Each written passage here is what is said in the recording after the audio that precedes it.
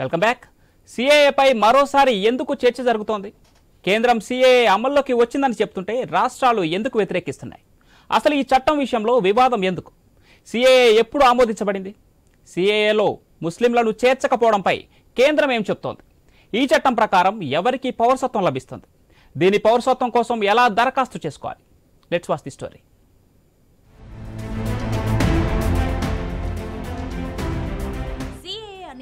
పొరుగు దేశాల నుంచి హింసించబడుతున్న హిందువుల కోసం తీసుకువచ్చిన చట్టమని కేంద్ర ప్రభుత్వం చెబుతుంది. అయితే భారతదేశానికి చెందిన ముస్లింలు దీని గురించి భయపడాల్సిన అవసరం లేదని కేంద్ర పెద్దలు చెబుతున్నారు. సిఏఏ అనేది పొరుగు దేశాలలో మతపరమైన వివక్షను ఎదుర్కొంటున్న హిందువులకు సురక్షితమైన స్వర్గధామాన్ని అందించడానికి భారత ప్రభుత్వం తీసుకున్న ఓ అవసరమైన చర్య అని కొందరు వాపోతున్నారు. వారి స్వంత మాతృభూమిలో ఆశ్రయం పొందేందుకు వారికి అవకాశం కల్పించడమే దీని లక్ష్యమంటున్నారు. మరోవైపు భారతీయ ముస్లింలు సిఏఏకి భయపడాల్సిన అవసరం లేదని కేంద్ర ప్రభుత్వం తెలిపింది. ఎందుకంటే ఇది భారతదేశంలోని ఏదైనా నిర్దిష్ట మతం లేదా సమాజాన్ని లక్ష్యంగా చేసుకోదని వెల్లడించింది. వారి మత విశ్వాసాల ఆధారంగా హింసను ఎదుర్కొన్న వారికి పౌరసత్వం ఇవ్వడం, వారు గౌరవంగా భద్రతతో జీవించగలరని నిర్ధారించడం ఈ చట్టం ప్రాథమిక లక్ష్యం.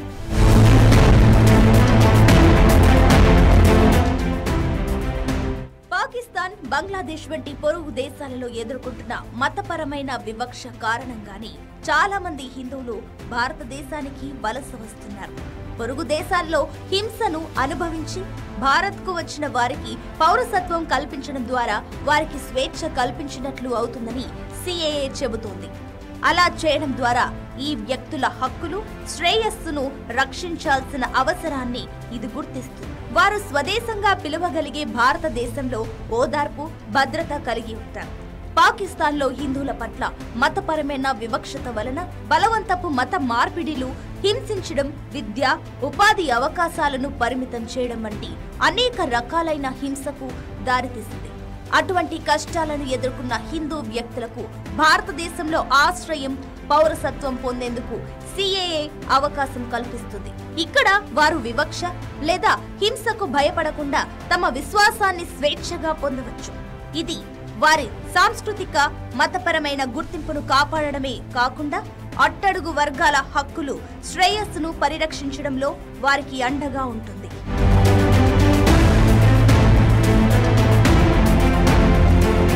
అయితే సిఏఏకు సంబంధించి దేశవ్యాప్తంగా అలజడి నెలకొంది.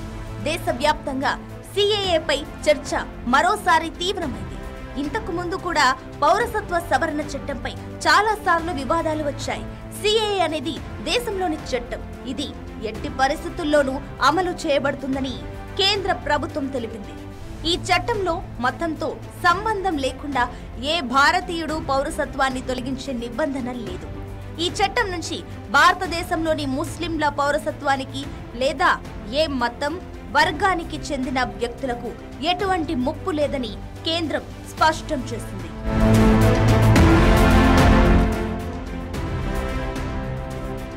సిఏఏలో ముస్లింలను ఎందుకు చేర్చలేదనే అంశంపై పెద్ద ఎత్తున ఆందోళనలు జరుగుతున్నాయి. అయితే ఆఫ్ఘనిస్తాన్, పాకిస్తాన్, బంగ్లాదేశ్లలో ముస్లింలే ఎక్కువగా ఉంటారు. అక్కడ మెజారిటీ ముస్లింలు మతం పేరుతో అణచివేయబడరు. అయితే ఈ దేశాలలో హిందువులతో సహా ఇతర వర్గాల ప్రజలు మతం ఆధారంగా అణచివేయబడ్డారు. అందువల్ల ఈ దేశాల ముస్లింలను పౌరసత్వ చట్టంలో చేర్చలేదని కేంద్ర ప్రభుత్వం చెబుతుంది. సిఏఏ అమలులోకి వచ్చిన తర్వాత పౌరసత్వం మంజూరు చేసే హక్కు పూర్తిగా కేంద్ర ప్రభుత్వానికి ఉంటుంది.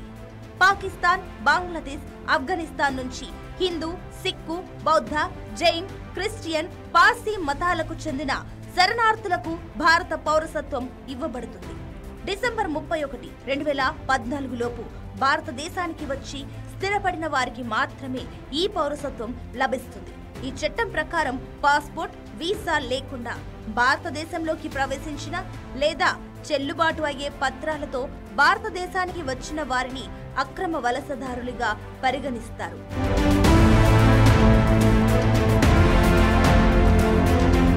పౌరసత్వం పొందే ప్రక్రియ మొత్తం ఆన్లైన్లోనే ఉంచబడింది.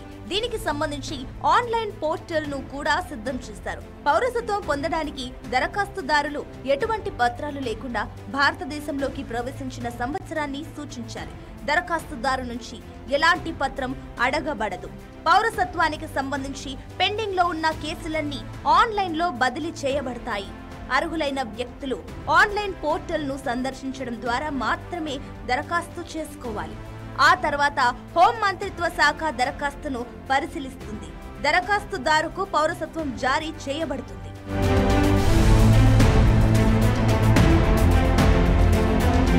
దేశంలోని చాలా రాష్ట్రాల్లో సిఏఏ, యూసీసీ అమలుపై దుమారం రేగుతుంది.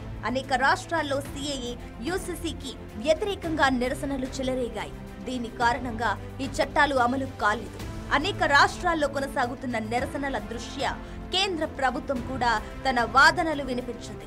దేశంలో యూనిఫామ్ సివిల్ కోడ్ అమలులోకి వచ్చే వరకు లింగ సమానత్వం అమలు సాధ్యం కాదని కేంద్ర ప్రభుత్వం స్పష్టం చేసింది. మరోవైపు యూనిఫామ్ సివిల్ కోడ్ పై చర్చలు మరోసారి జోరందుకున్నాయి. ప్రభుత్వం అమలు చేసే సూచనలు ఇవ్వడంతో యూసీసీకి సంబంధించి ప్రజల్లో చర్చ జరుగుతుంది. యూసీసీలో దేశంలోని అన్ని మతాలు, వర్గాలకు ఒకే చట్టాన్ని రూపొందించడం గురించి చర్చ జరిగింది. దేశంలోని అన్ని మతాలు, వర్గాలకు ఈ చట్టం ఒకే విధంగా వర్తించబడుతుంది. ఇక మతం ఆధారంగా ఇప్పటికే ఉన్న వివిధ చట్టాలు పనికిరావు. యూసీసీ అమలు తర్వాత చాలా మార్పులు వస్తాయి. ఉదాహరణకు వివాహం, విడాకులు, దత్తత, ఆస్తిలో ప్రతి ఒక్కరికి ఒకే నియమం ఉంటుంది. పరస్పర సంబంధాలు, కుటుంబ సభ్యుల హక్కులలో సమానత్వం ఉంటుంది. కులం, మతం లేదా సాంప్రదాయాల ఆధారంగా నిబంధనలలో సడలింపు ఇవ్వరు. ఏ మతానికి అయినా ప్రత్యేక నియమాలు ఉండవు.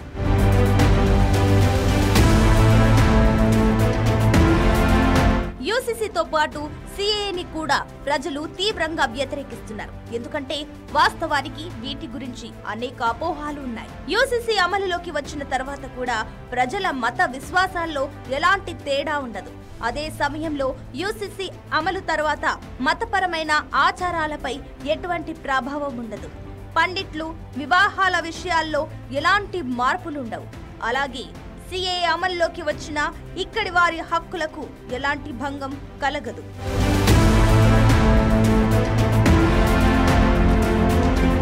ఇదిలా ఉంటే దేశవ్యాప్తంగా సిఏఏ అమలులోకి వచ్చినట్లు కేంద్ర ప్రభుత్వం తెలిపింది. వాటిని నోటిఫై చేసినట్లు కేంద్ర హోం మంత్రిత్వ శాఖ వెల్లడించింది. పార్లమెంట్ ఉభయ సభల్లో ఆమోదం పొందిన 4 సంవత్సరాల తర్వాత ఈ చట్టం అమలులోకి రావడం చర్చనీయాంశమైంది. ఇక ఈ చట్టాన్ని కొన్ని రాష్ట్రాలు వ్యతిరేకిస్తున్నాయి. ఇప్పటికే కేంద్రానికి వినతులు పంపాయి. అయితే ఈ చట్టం గురించి పూర్తిగా తెలుసుకున్న తర్వాతే వ్యతిరేకించాలని కేంద్రం చెబుతోంది. ఈ చట్టం వల్ల ఇక్కడి ప్రజలకు ఎలాంటి నష్టం జరగదని, అలాగే ఇతర దేశాల్లో హింసలకు గురై భారతదేశానికి వలస వచ్చిన హిందువులకు స్వేచ్ఛ